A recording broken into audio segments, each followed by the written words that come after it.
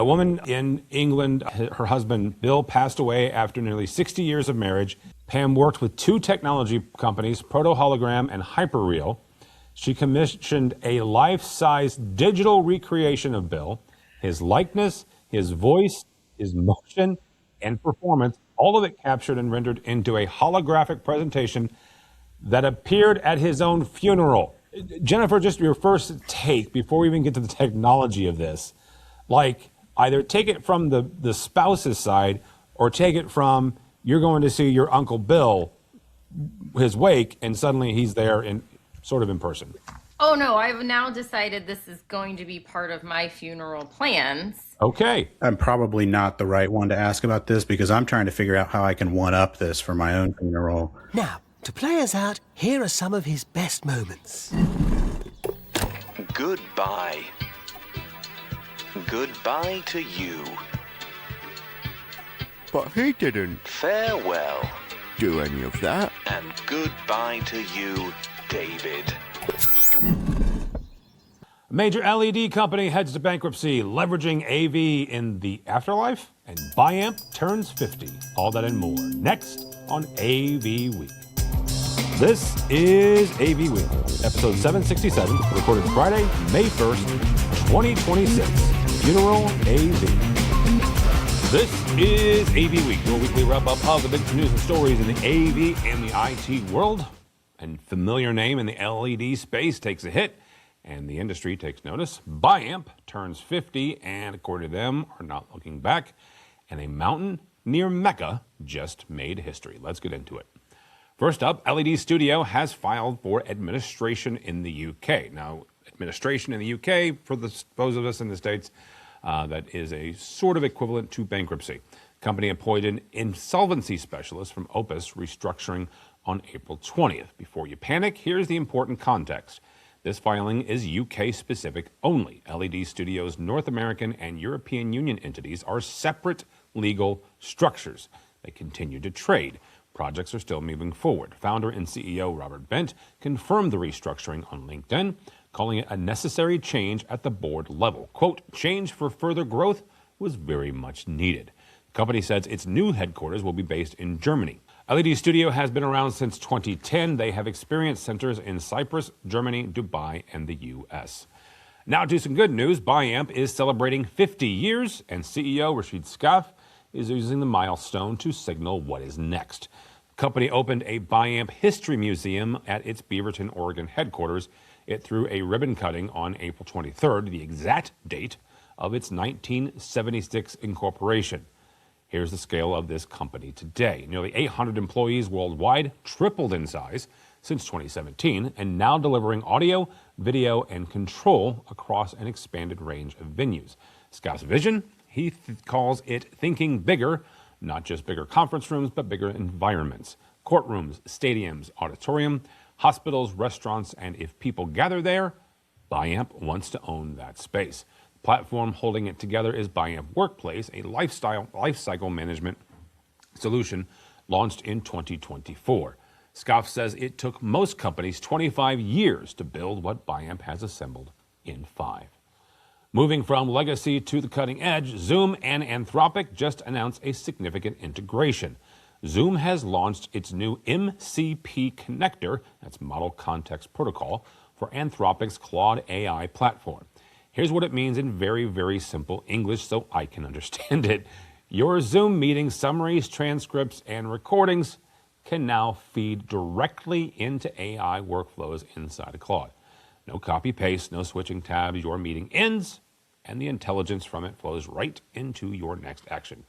For developers, there's a Claude Code plugin that lets technical teams automate scheduling, build bots, and trigger actions directly from meeting content. Zoom's CTO, HD Huang, put it simply, and I think he probably says it pretty better than anybody could. AI becomes, quote, far more useful when it can access real-world context and act on it, end quote. Connector is live now in Claude's connector directory, and valid Zoom licenses, of course, are required. In product news, Barco and Hudley have launched a new ClickShare bundle for Microsoft Teams rooms. The package pairs the ClickShare Hub Pro with the Hudley C1 video bar designed for small to medium meeting rooms. It's certified for Microsoft Teams. It supports wireless content sharing from a laptop, no extra software, no complicated setup. For IT teams, the Hub Pro is built on Microsoft's device ecosystem platform, also known as MDEP. That means centralized management and security out of the box. Barco now offers 3 team certified bundles. The goal is consistent, scalable room deployments across an organization. Finally, we are going to look at the history books as such. Guinness World Records has certified the Al Hada Mountain Media Facade in Taif, Saudi Arabia, as the highest altitude permanent projection mapping of a natural feature on Earth. The mountain sits 1,737 meters above sea level. That's nearly 5,700 feet for those of us in the U.S. still on Imperial. South Korean firm 3D Factory Korea and its Saudi subsidiary Vision Plus, also known as Rayaf Fida, delivered the installation under a 10-year exclusive operating agreement with the Taif municipality. The location is strategic. It sits on a primary route to Mecca, seen by millions of pilgrims and travelers every single year. The project is directly tied to Saudi Arabia's Vision 2030 push to modernize and diversify its economy through tourism. The project costs $6.5 million. It's targeting an operating profit of $150 million by 2035. Advertising contracts with global companies are already in place for that target. This isn't just a cool trick, it is a signal that the canvas for large format display continues to expand. Quite literally, if you thought a building side projection mapping was impressive, wait till you check out the entire mountain. That is your AV news for the week. Stick around. Next up, our roundtable digs into what happens when hologram technology shows up at a funeral. I'm not kidding. You will want to stick around for this. And why every campus IT manager in America needs a better strategy. That's the conversation is next. This is AV Week. Hey, listeners, it's your AV sneakerhead, Jennifer Weaver. Listen to AV Career Masterminds, where I chat all things job-related in the audio-visual industry. You can find AV Career Masterminds where you subscribe to podcasts. All right, welcome back. Now we bring in our fantastic roundtable to discuss a few more things. First and foremost, Jennifer Weaver. How are you, ma'am? I'm well, Tim, and yourself? It's great to see you.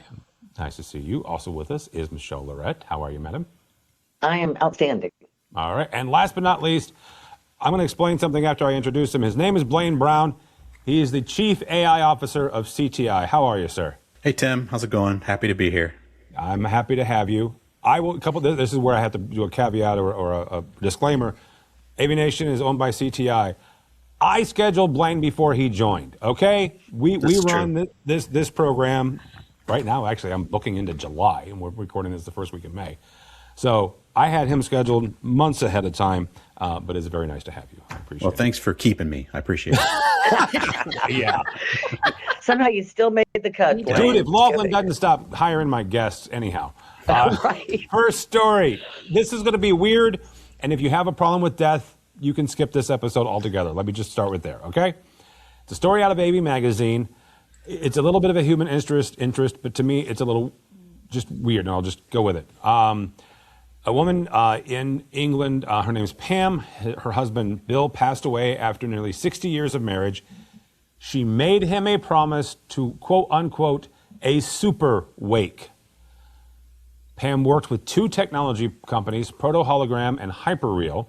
She commissioned a life-size digital recreation of Bill, his likeness, his voice, his motion, and performance, all of it captured and rendered into a holographic presentation that appeared at his own funeral. Pause for you to grasp that part. Okay. 200 people attended. Nobody had any idea this was coming. His hologram appeared on screen and led a scripted Q&A. His opening line, "Now, before anyone gets confused, I'm not actually here in Valhalla today. Is this going to be fun?" Okay. The project started with $2,000 budget. It ended up being 10 to 15 times that. There's technology here. There's moral concerns here. There's all sorts of things here. Jennifer, just your first take before we even get to the technology of this, like either take it from the spouse's side or take it from you're going to see your Uncle Bill, his wake, and suddenly he's there in sort of in person. Oh no, I've now decided this is going to be part of my funeral plans. Okay. Because I already have decided with my best friend that she's going to take my phone and send a text message that says, "Man, is it dark in here?" Oh my God. Sorry. Can I add one real quick thing to that? Since she has your phone, after the funeral, send another text and says, "Thank you all so much for coming." That would be a great one. I will, yes, for sure. We will add that one to the plans too. Look, yes, when I first read this, I was shocked, confused, concerned, and then went, this is kind of a great idea. But for me personally, I need closure on some things. And whether this would be funny, enlightening, or whatever, the ability to hear, because my dad passed away a couple years ago, my uncle a couple months ago. So to be able to kind of see them in a non-sick, healthy, funny, they're vibrant. If that's my last memory that is going to then be there, that's the memory I would love to have. So it is crazy. It is off, but I think you look at those that are the living now, some people aren't not going to like it, but I think for the majority, it's going to be that's now the last memory, which is the likeness, the feel, the vibe. I'd be all for it. I'd want to know, though. I would preface it and tell everybody this was going to happen just in case somebody was not okay with it. But yeah. That is actually a really, really sweet take on this. And I did not that I didn't expect that from any of you, the three of you, just I did not expect that in general. That is actually quite a sweet take on it. Yeah. Michelle, same kind of question is what, not only, would you be okay with this, but how would you go about doing this? And one of the reason I asked this, we're all getting ready for InfoComm, and we'll talk about that at the end here. One of the things that AVWeek has done for the last, I'm going to say 10 years almost, is talk about experiential, installations. This is 100% that, right?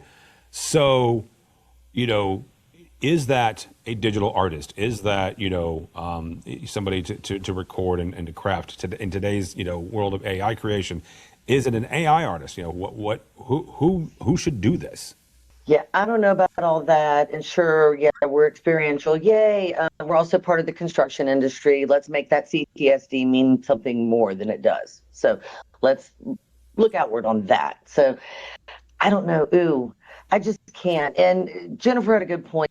You don't let people know, because some people said that it was strangely comforting, which is what Jennifer was saying. Right. But for the other half of the audience that's trauma bonded, is there civil litigation an option?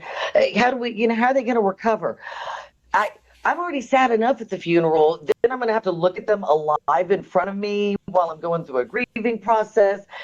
Do they want me to be a puddle on the floor? What's the end game here? I always am wondering. And the road to where is paved with good intentions, and I'm sure she had good intentions. But that's just too much shock to the system. That's it. You got to give people a heads up. Etiquette. Let's practice some manners here, because people need to make a decision about whether they want this. And maybe they don't want it. Maybe they need that closure. Would you be okay with it? And this is obviously hypothetical, right? I'm asking you a hypothetical question. Would you be okay with it if you were aware ahead of time? Not if it wasn't a shock, if it wasn't a surprise, but you were made aware. Yes, because then I could make a decision. And a funeral and weddings, those are about those people, and it's whatever they want.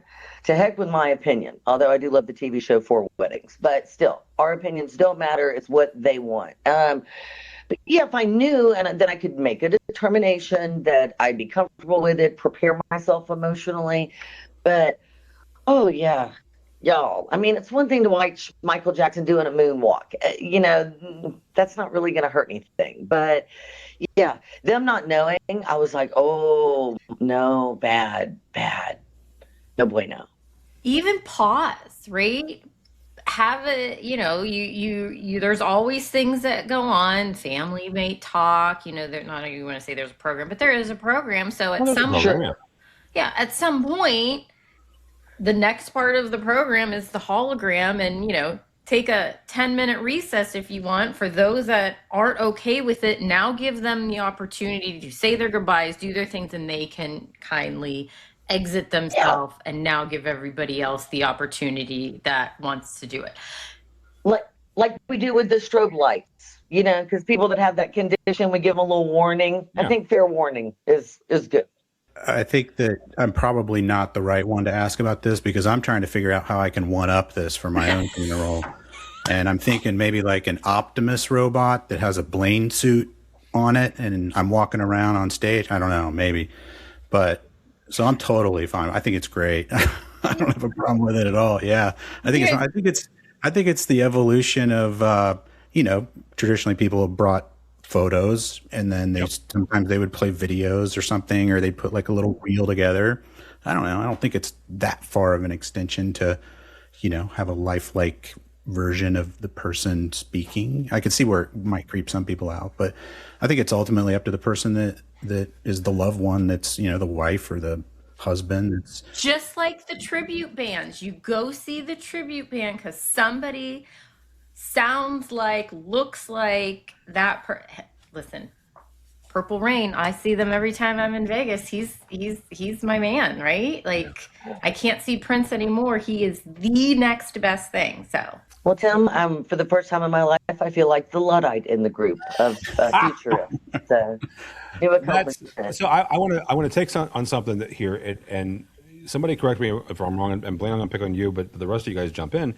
You mentioned this is a version of the pictures, a version of the videos, right? And when my father-in-law passed away 6 years ago now, we did a video montage, and part of that video montage was a cell phone video of him and my mother-in-law just having a grand time, hanging out and laughing and stuff like that.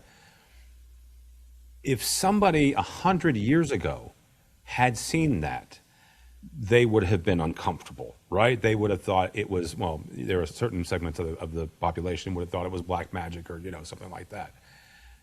Expand for a second, Blaine, about that. This is just another evolution of what we are really just capable of. Yeah. Well, I think, we've all seen, this has a double-edged sword, right? I mean, when we're starting to talk about this technology, we are talking about potentially deep fakes as well. And there's risks and all kinds of, ethical things where, there's a person doing something that they didn't actually do. So I think we need to acknowledge that. But at the same time, even though we are talking about death, which is a very serious thing, there's something kind of nice about, at least since the person who died wanted this, it's kind of in my mind, a fun way to send yourself off, because you don't have to take it very seriously. This person wanted to do this and it is kind of really bizarre, compared to what most people do at a funeral. And I think, I could see a certain personality wanting to leave the world with, this crazy memory, like of people that were kind of shocked or whatever, because maybe they were a really funny person to begin with. But I do think that there's something to the evolution of the technology itself where it is going to become more and more acceptable. I'd be lying if I didn't think that, like if you mentioned on this call, like my father passed away in 2017, and I've got audio and video recordings of him. I've got journals from him, over the last few years with my, using AI as much as I have been, it's crossed my mind on many occasions to create a version of him for myself that I could chat with, that would be his voice and be his stories he used to tell me. And like, somebody shouldn't be able to tell me I shouldn't be able to do that, right? If I want to do that, I should be able to do that. I haven't done it, but, I think there's something to that it seems a little out there now, but as people get more and more comfortable with the technology, it'll seem less weird in the future, I think. As we wrap up here, I am getting to the age where I'm having conversations with friends of mine. I do have a couple of songs picked out for my own funeral. I will just leave you with this. The last song at my funeral will be a Rage Against the Machine song. And if you want, you can catch me at Infocom and find out which one. Our next story comes to us from our own folks at AVNation. Getting into something, quite frankly, that hits home for a lot of people. A new analysis that we took a look at makes the case that AV has crossed the line from support function to mission critical infrastructure in education. And when it fails, all learning stops. As a tech manager, I can tell you on several occasions, had conversations with our head of faculty as well as our college president, who laid out in dollars and cents how much it costs per minute for a room to go down. Now, it has been 15 years since I've been a tech manager, so the dollars have certainly increased in those 15 years. What we're looking at here, though, is we're not just talking about projection screens and stuff like that. You have collaboration tools, you have conferencing and video platforms, all sorts of stuff. One of the things that it does is it walks through, one of the things the article does is it walks through a given day, laying out all the different things from room system checks to, getting calls from faculty who still don't understand how to turn on a projector. Anyhow, one of the things it points out is standardization, centralized management, automation, and managed services. That sounds straightforward, but to get there, it's a bit of a process. So Michelle, we're going to talk to you first. When you look at making the business case for an institution, and you can pick on higher ed and you can pick on corporate if you want, but both of them have the same problems.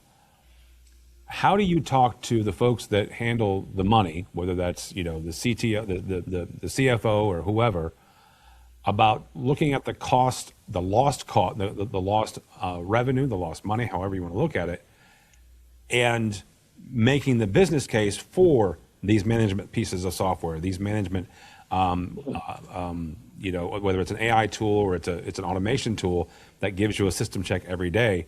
How do you equate those preventative systems to the cost of a room going down? I worry less about the cost of the room going down per se. I think you talk to them more in terms of looking holistically at what they can live with and what they can't live without. And by that, we look at a CapEx model and we look at an OpEx model, right? AV is always getting funded under a CapEx model, which is lots of hills and valleys and cycles and everything. But the reality is you can't go without Wi-Fi. You can't go without electricity. No one's staying in the room or the building if there's no HVAC. And they're not sticking around if the equipment doesn't work. So if we look at AV as a utility, along with security, Wi-Fi, everything else, right? Like those are all things you can't live without. So if they are necessary, it needs to be an infrastructure mindset. And not that, let's make everything a construction project mindset. And, basically in my mind, I would tier the rooms. I'd say, but because all funding is not created equal, right? Got 4 tiers. One is your basic teaching room. One is a hybrid. The third tier is lecture hall. And the fourth is donor sponsored spaces, because those are the Cadillacs with all the gold plating, right? And then fund, I don't know, X percentage, 12 to 15%, blah, blah, blah per room based on the type. There's ways to break that down, and they have all the historical information on what they spend, right? So that's what AI is for, right, Blaine? We just have it crunch those numbers for us. It can tell us what everything costs. We don't even have to do the maths anymore, y'all. We don't even have to know Excel. So, they've got the data. It might be manual, right? That's okay. We get it converted. You can take a picture and the AI can read the picture and the data on it. It's just fascinating, the world we live in. So yeah, there's ways to figure those numbers out.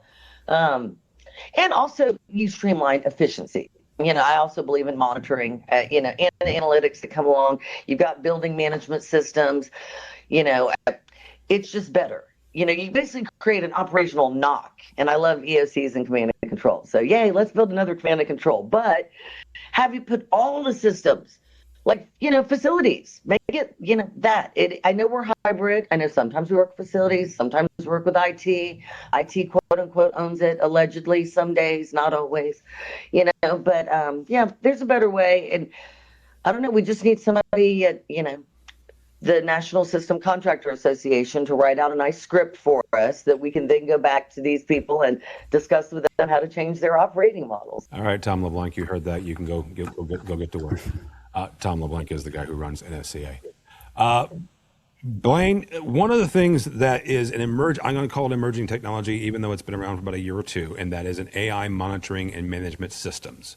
There are a few of them, but they are still emerging. I'm still waiting on a couple of them to have actual honest-to-God deployments in the real world, but they are out there. They've been at Infocom. They've been at ISE. In an environment that is either CapEx or OpEx, and getting it, as well as in higher education, technology tends to move slower than in corporate. How do you get something like, we're going to put AI on your campus network? How do you get that through the various barriers and gatekeepers? Well, so, I mean, it is a challenge. I think, one thing I like to clarify, with folks first is like, what sort of outcome are you trying to get? Because, sometimes I'll talk to customers and they'll just use AI as a buzz term. They're like, oh, we want AI self-healing for all of our stuff. Well, we've been doing self-healing for a decade, just using automation and scripting, right? Like, and it does a really stable job. Do you really want an AI agent that, is, capable of doing all kinds of things, being the thing that's fixing your system? Maybe at some point. But I think the real value comes in, like Michelle said, like the insights and the data and the being able to, look at all the telemetry data, look for patterns, maybe even get a little predictive on potential failures, and leveraging that side of AI versus strictly, using it to make sure the room is up. I think there's use cases for making sure that the devices are online too, but I feel like, especially in like educational environments, their struggles and as far as in my experience are less around trying to scale to hundreds or thousands of rooms, and more around the standards that they use in those rooms. And I think just having an outcome based conversation with what are you trying to achieve, and helping different enterprises or educational institutions to standardize on what they have, and then you can put a layer of intelligence behind that. In my mind, I like that. Jennifer, put on your higher ed hat for a second here. Blaine said something about standardization, and I want to pick on you for that. If you walk into a campus, and let's say it's your first year, your first 6 months, I remember my first 6 months, and that's when I learned the word Crestron and Extron. How do you get to a standardization when you've got, like Jennifer said, you've got like 4 or 5 different levels of rooms, and this one over here has been paid for by grants, but this one over here is part of our typical CapEx. How do you get to a standardization level that makes sense for a campus? Well, you have to look at product standardization, I think, when it comes down to that. Because if we go old school, right, and you think about overhead projectors and the transparency, the markers that you needed for that, even moving into chalkboards and the chalk that you needed for that, right? You have to look at what is the basic necessity that's going to go across all of these classrooms. Are they going to have a control system in there? Great, let's standardize on the control system. Are they going to have displays in them? Great, let's make it easy for everybody, standardize on a display so we know where all of the connections are and all of that. So to standardize on rooms is hard because of what's in the space. Is it a math room? Is it a chemistry room? Is it physics? Is it something that the medical students are looking at? The needs are different in each space. So standardizing on product is much easier, because then you can go, I can train everybody on Crestron or Extron. I can train everybody on Sennheiser or Shure. I can train everybody on, NEC or Sharp or Info, whatever that may be. You're going to train them on those products and what's going in there. And then there will be the tweaks for the space. You can't have a one size fits all when you get into higher ed, and especially in corporate America. Huddle rooms, right, of what you're doing in there. If I just want to do my Teams meeting, is going to be way different than what the CEO wants to do in a meeting. But the product part is the important. That's where you look at the standardization, is on product and not what the space is. All right. That'll be a good place to stop. Thank you all so much. Michelle Lorette, thank you, ma'am. How do people connect with you? I'm on LinkedIn, Michelle Lorette, Lorette, and that's it. All right. Very good. Mr. Brown, good to see you as always, sir. How do people connect with you? Well, I'm all over social media. So I post a lot about social media, or post a lot about AI on social media. And so my handle is Blizane. It's BLIZAINE on, you name it. I mean, it's YouTube, Instagram, TikTok, Twitter, X. And I mentioned the fact that Blaine is the Chief AI Officer of CTI. They will have a booth at Infocom, and Blaine will be doing a presentation there about AI. So how can they find that? That is going to be at booth C10701, so 10701, C Central Hall. And he mentioned Central Hall. That means Infocom is in Vegas, which is where we'll find Jennifer Weaver, because she works for AVIXA. So I guess the best way I'm not quite sure how to do this, because this is the first time I've had you on since your new job. How do people connect with you or AVIXA? So you can find me on LinkedIn. I am all over LinkedIn. That's my social media of choice now. If you are interested in AVIXA, you can go to avixa.org. Yes, registration for Infocom is open. We will be there in Vegas. It will be a fun and exciting year this year, some new things going on. And you can find me, majority of the time is going to be in the Grand Hall now. That is where the Infocom session area is. So all of your things Infocom, that is where Exchange Live will be. And right next to that will be the AVIXA Lounge, where I will be. So we will be right smack dab in the middle of Grand Hall. Really quickly before I wrap up here, the Grand Hall, if you haven't been back to Vegas since the renovation, the Grand Hall is what used to be the space between the Central and the North. It has been renovated. The same person who designed the West Hall designed this, so it looks very similar. It is gorgeous. Oh my goodness, it's gorgeous. I've been back there 3 times now. This will be my 4th trip to Vegas this year. So yeah, it is absolutely fantastic and really, really spacious and really, really cool. So yeah, you can go check that out. Yeah. For me, for Tim Albright, don't follow me anywhere, but go by the website, AVNation.tv. That is AVNation.tv. You'll find this program and a host of others, including Jennifer Weaver's program, talking about the industry, AV Career Mastermind. We are also already producing stuff for Infocom, so we will absolutely be there the 17th through the 19th of June. If you would like to read anything that I write that has nothing to do with technology, you are more than welcome to follow me on LinkedIn. You don't have to, but you are more than welcome to. But go by the website, please, AVNation.tv. It's AVNation.tv. Thanks so much for listening. Thank you so much for watching. That's all the time we have for AV Week. The network for the AV industry. What are you listening to? This is AV. This is AVNation. This is AVNation.